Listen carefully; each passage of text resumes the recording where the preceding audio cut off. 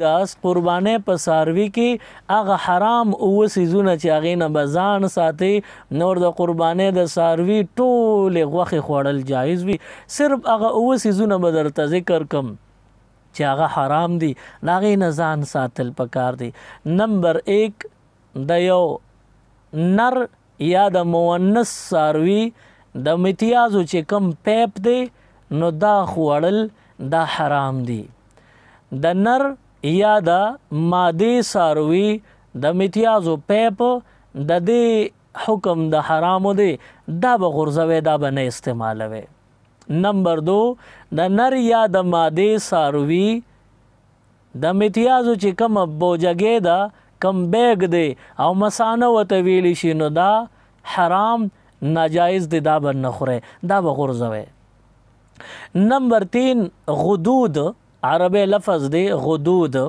غدود څه ته وایي؟ د څرمنې او د غوښې په منځ کې د دې څاروي د مرضونو څه غوټې جوړې شوي وي.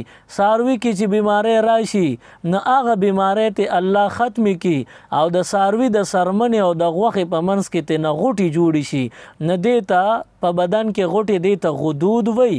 نو د څاروي په بدن کې د څرمن نه ښکته او د غوښې د پاسه چې کوم غدود دي کمې غوټې دي نو دا حرام دي دا خوړل ناجایز دا به غورځوئ.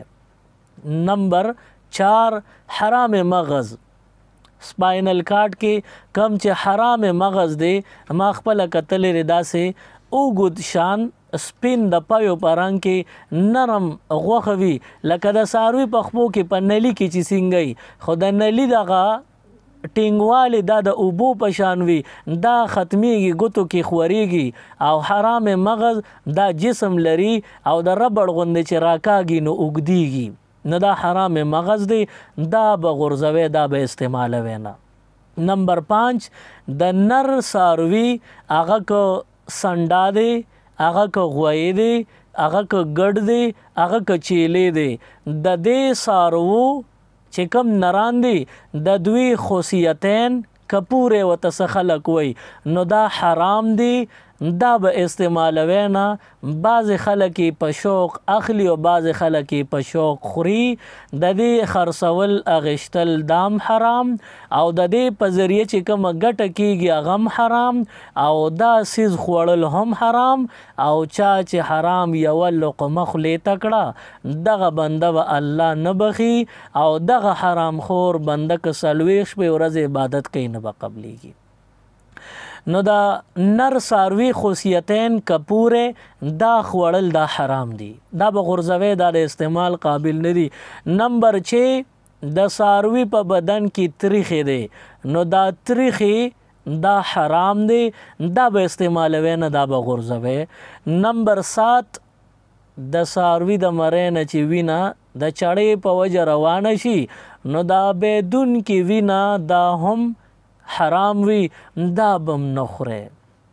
بعضې خلک د څاروي د مرۍ نه چې وینه روانېږي نو لپه او لاسونه یې ورته نیولي چا ورته جام او ګیلاس نیولی وي وایي دا د الله د طرف نه قرباني ده په دې الله رضا کېږي او دا وینه قیمتي ده چې ځمکې ته رسي د ځمکې رسېدو نه مخکې پې الله بښنه کړي نو د دې د وجې دا وینه مختوره ده نو لاس ورته ونیسي نو ګرمه په ګرمې وسکي نو د دغې مسلې دپاره شریعت ویلی دی چې دا خون سائل یعنی بدون کې وینه دا حرام ده.